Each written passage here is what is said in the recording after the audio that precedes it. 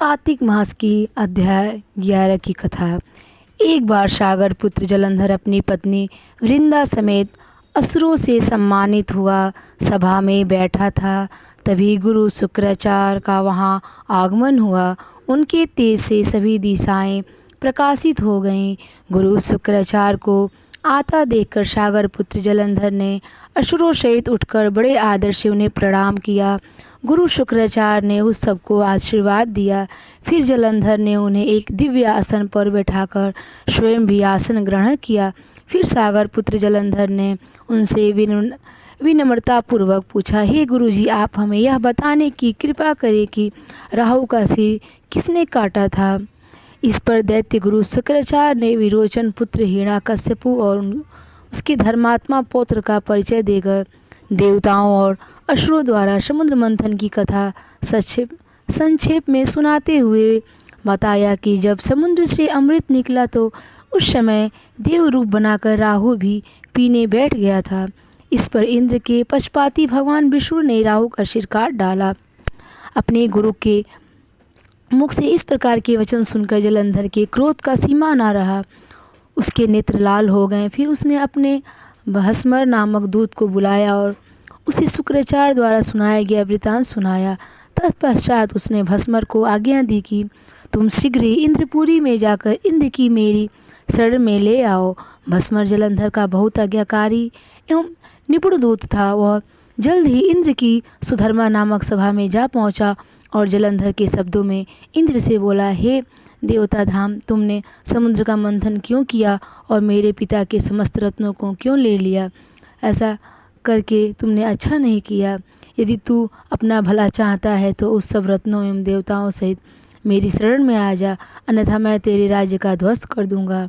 इसमें कुछ भी मिथ्या नहीं है। इंद्र बहुत विस्मित हुए और कहने लगे, पहले मेरे भय से सागर ने सब पर्वतों को अपनी कुक्षी में क्यों स्थान दिया और उसने मेरे शत्रु दैत्यों की क्यों रक्षा की? इसी कारण मैंने उसके सब रत्न हरण किए हैं। मेरे द्रोही सुखी नहीं रह सकता, इसमें संदेह नहीं है। इंद्र की ऐसी बात सुनकर वह दूत शीघ्र ही जलंधर के पास आया और सब बातें कह सुनाई। उसने सुनते ही वह दैत्य क्रोध के मारे अपने ओष्ठ फड़फड़ाने लगा और देवताओं पर विजय प्राप्त करने के लिए उसने उद्योग आरंभ किया तो सब दिशाएं पाताल से करोड़ों करोड़ों दैत्य उसके पास आने लगे। शुंभ निशुंभ आदि करोड़ों सेनापतियों के साथ जलंधर इंद्र से युद्ध करने लगा। शीघ्र ही इंद्र के नंदन वन में उसने अपनी सेना उतार दी। वीरों की शंख ध्वनि और गर्जना से इंद्रपुरी गूंज उठी। अमरावती छोड़ देवता उससे युद्ध करने चले। भयानक मारकाट हुई। असुरों के गुरु आचार्य शुक्र अपनी मृत संजीवनी विद्या से और देव गुरु बृहस्पति द्रोणगिरि से औषधि लाकर जिलाते रहे। इस पर जलंधर ने क्रुद्ध होकर कहा कि मेरे हाथ से मरे हुए देवता जी कैसे जाते हैं? जिलाने वाली विद्या तो आपके पास है। इस पर शुक्राचार्य ने देव गुरु द्वारा द्रोणाचार्य से औषधि लाकर देवताओं को जिलाने की बात कह दी। यह सुनकर जलंधर और भी कुपित हो गया। फिर शुक्राचार्य ने कहा कि यदि शक्ति हो तो द्रोणगिरि को उखाड़कर समुद्र में फेंक दो, तब मेरे कथन की सत्यता प्रमाणित हो जाएगी।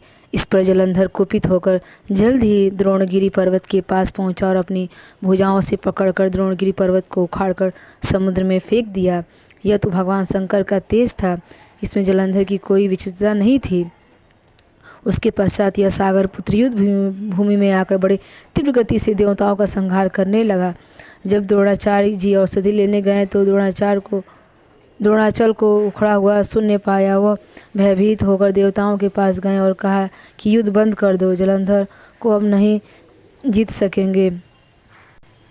पहले इंद्र ने शिव जी का अपमान किया था। यह सुन देवता युद्ध में जय की आशा त्याग कर इधर उधर भागे गए। सिंधु सुत निर्भय हो अमरावती में घुस गया। इंद्र आदि सब देवताओं ने गुफाओं में शरण ली।